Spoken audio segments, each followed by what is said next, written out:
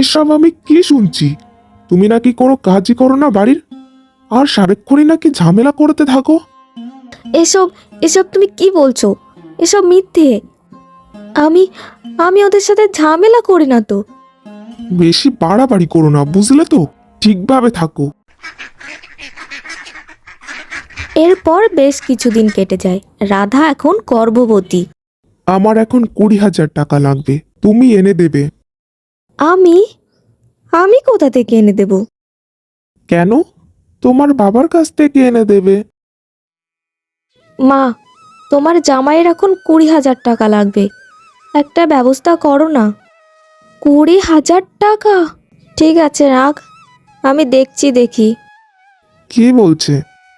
20,000 টাকা দেওয়ার কথা বলছে। কি ধরনের ফ্যামিলি ওটা?